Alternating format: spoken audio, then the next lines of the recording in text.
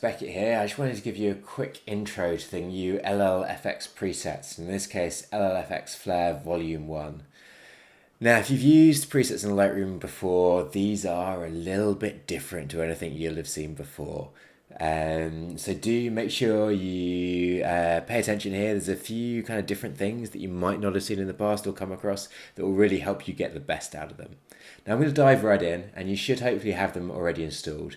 If you're having any problems with installing them, please check out one of the other tutorials or get in touch.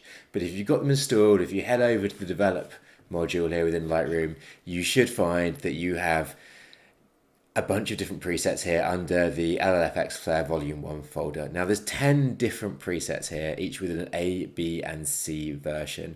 We've got some based on the Leica 50mm Sumilux f1.4. That's kind of a legendary lens where flare is concerned. It gives a really kind of interesting, almost stripy secondary element that you might have seen before, but it looks absolutely amazing. We've got the Nikon 1424, which has a really interesting sun flare. It gives quite a good kind of star sun flare and quite a circular secondary element. And then we've got the Zeiss Batis 85mm f1.4, which again gives a kind of more soft lens flare on that one. So, how do we go about using these? Well, to start with, you'll find, as I said before, there's A, B and C versions. Now, when you look at your image, what you'll see is that there's a very obvious direction the light's coming from. This is a stunning image sent in by Sarah Green, and you can see here that the light is very clearly coming from the left-hand side. It's hitting the back of this mum-to-be's dress and really kind of bouncing there. So you can see the light's coming from the left-hand side. Now, where the A, B and C flares fit in here and A, B and C presets fit in is that the A presets work with the flare coming from left to right. That's left to right. B presets work with it coming from right to left. So on a landscape image, you're going to be using the A and the B presets. A coming left to right, B coming right to left. Now, if you're using a portrait image, what you're going to be looking at is the B and the C presets. B coming left to right, C coming right to left. But this is a landscape image with the sun coming left to right, so I'm going to be looking at my A presets. The other thing to be aware of with these before you start is that they are pretty intense with the way they work. So do make sure you're using smart previews and all the other things you can to speed up Lightroom to start with. If you have a slow Lightroom already, you're going to find these run fairly slowly. So do try and make sure your Lightroom is running well first. So smart previews are a good way to do that. If you're having problems, dislocate the original files as well. Also, again, if you're having problems, make sure too much other stuff isn't running on your computer. But I'm starting here. I'm actually using JPEGs here because they're what people have sent in. But the best thing to be using these on is RAW files. So RAW files with smart previews built. So anyway, let's take a look here. We're going to start at the top. We'll start with the Leica 51A. So if I click in here, and if I hover over the preset, you'll see it start to appear. So if I hover over each of these, you'll see it. But I'm going to start here with the 1A. Now, you'll see to start with, this doesn't really look right. It's coming on this mum-to-be's head, and it just looks all wrong. So we need to adjust it. Now, this is where things get different from what you'll have seen before. First things first, these aren't like alien skin or anything else like that. This isn't creating a virtual copy when you're doing them. These work like a normal preset. So you can always keep applying more presets on top of them.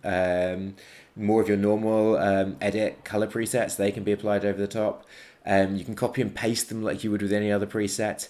But what that means is when we come to use them, what we're doing is we're using the brush tool here. So make sure, first things first, head over to the brush tool.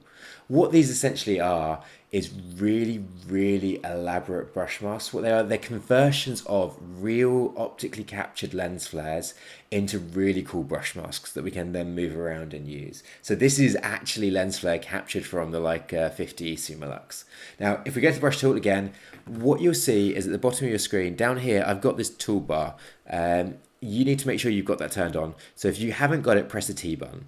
The T button on your keyboard will show hide that toolbar. So keep pressing it until you've got the toolbar turned on. And then this bit here, and this is really important, make sure this show edit pins is set to always. If it's set to never, you won't be able to move this flare around. You won't be able to adjust it. It'll just be a one hit. So you need to make sure it's set to always so that you can see the edit pins and be able to move them around.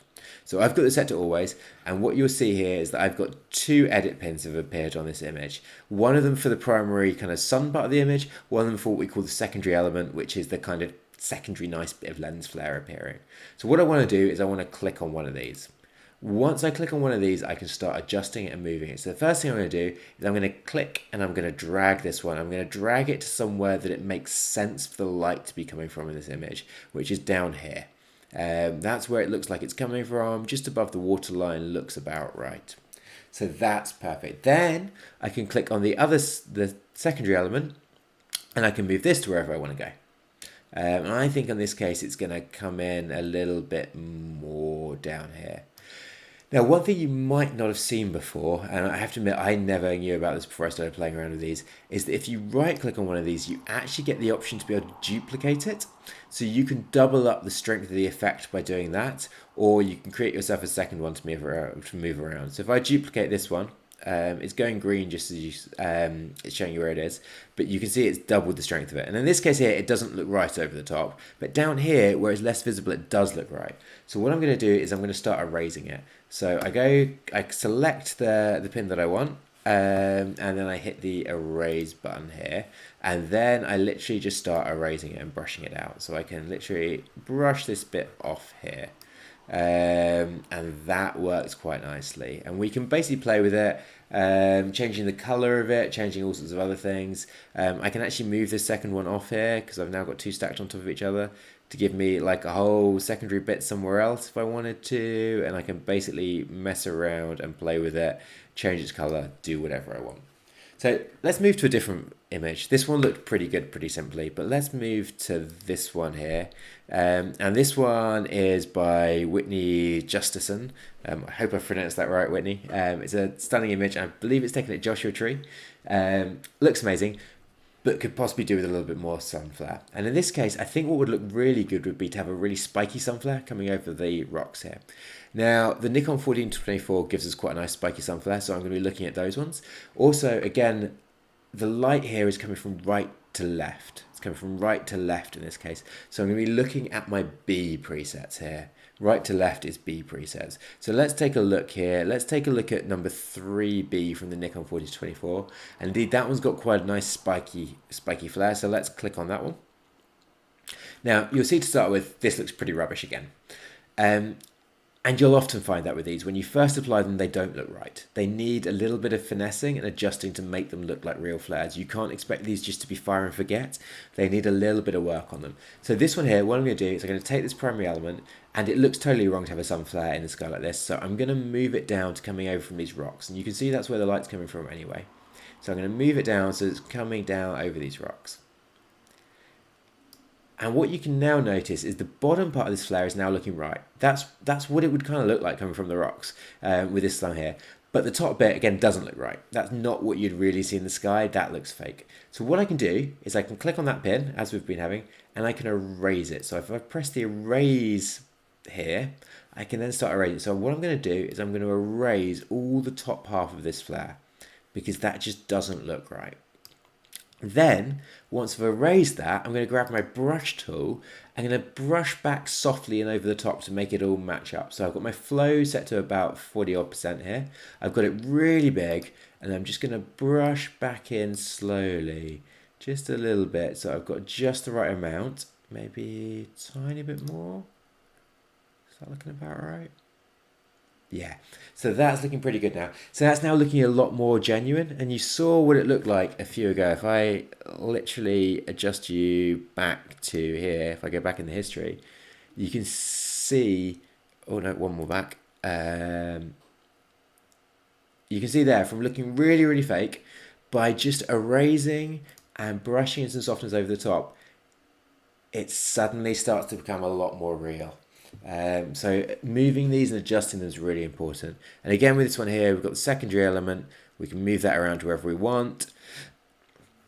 We can possibly erase some of it. This one, we possibly don't want the part down here. Maybe this bit here, we'll just back that off there. Erase that maybe we do want to add just a little bit more light onto our couple's face down here. So we just add in a little bit more light onto our couple's face. And we can adjust all of it. We can play with it. There's so many different things we can change here. We can adjust the temperature and the tint to change the color of the flare along with the color here. Both of these go towards what color this is all ending up. We can obviously play with the exposure, the contrast, the whites. Dehaze, negative dehaze is really useful. Negative dehaze takes the color out of it but allows it to be seen a lot more easily. So actually, let me see if I can give you an example here with this one. See, that's then coming a little bit more strongly. It's taking the color out of it, but you can suddenly see it a lot more. So we can play with all of those things. Do feel free to play. If you find settings that you really like, you can save them as brush presets here to be able to get to them again in the future. But do just keep playing with these, doing different things with them. And as I say, you can copy and paste them onto other images that you've got. You can still mess around with any of your normal development presets. You can apply any other looks like film presets over this as well. Any color presets you want. You can play with all of that good stuff there. Anyway, so let's just go. I'm just going to show you through what some other people have been doing with this already and some of other artists, because people have come up with some amazing stuff here. So let me just go back to the library again. I'll go back to the beginning and I'll show you some before and afters. So if I go here, this is an image by Sarah Green again. Lovely image. But just her after there, just adding in a bit of flair. And she's kept it really subtle here. And often with these, subtlety is the key. If you go a bit too over the top with the flare, it can start to look fake. So you want to make it look subtly really good, but without being too shouting in your face is the best way to go here. The best compliments are when people ask what lens you use to create it and that they haven't realized that it's been added in post. If you go too much with it, people will start to question whether it's real or not, so keep it nice and subtle. But anyway, so this one from Sarah looks really amazing. Another one from Sarah again, looking really stunning image, but just adding a little bit more down here, and this one's just got that kind of ray of sunlight coming in through the clouds there to really highlight that one. Here's one from Mika Rascon. Again, beautiful image, absolutely beautiful image, but with a little tiny bit of really subtle sun flare from the top. It just really gives it that kind of extra edge and brings your eye through the image. It really brings you through. And if I show you again the before and after, you can see that it's stunning before, but that after just gives you, it really just draws you through the image a lot more. Another one from Mika here, and I have to admit, I'd never discovered Mika's work before this, and I'm in love with it. But Mika, again, looks amazing here as a before image, but again, just adding a bit more in, it just draws your eye through the image. And these flares can work really well to draw your eye through the image. Finally, one more from Mika here, before, after. Jumping ahead again, here's one from Lucas Pietek, and you can see he's used that Sumilux flare again, that kind of stripy Sumilux, and that looks really nice here, just coming in as it naturally would, left to right. You can't really tell. Another one here, just some nice subtle flare going on. If we come to this from Whitney Justison, I hope I'm pronouncing that right, Whitney. Again, lovely image before, a little bit more, got that Sumilux flare again, looks lovely coming in down the side here and just gives it that extra like wow factor. More from Whitney here, another lovely image, bit more subtle flare, just again draws your eye through it, makes it look really, really good. Finally, we've got some here from Kylie Farmer. Again, stunning image, already got some lens flare in it. Oh, actually, sorry, that was the after. So the before there, with the light, you've definitely got that light coming in, but you just haven't got the flare that you were hoping for. So she's added it here just to add that little bit more lens flare that she kind of hoped you'd got in real life. Another one from her here. Already some lens flare in the before, but perhaps not quite as much as you wanted. So just adding this just to amp it up a bit and add a bit more. So tons of things that you guys can play with here. It's really good fun messing with these, and I can't wait to see what everyone's doing with them. They all look absolutely stunning, what everyone's done so far. So have fun. Feel free to ask in the group if you've got any questions on how to use them or if you get stuck anywhere along the line. But yeah, just play. I can't wait to see what's coming out of it. Thanks, guys.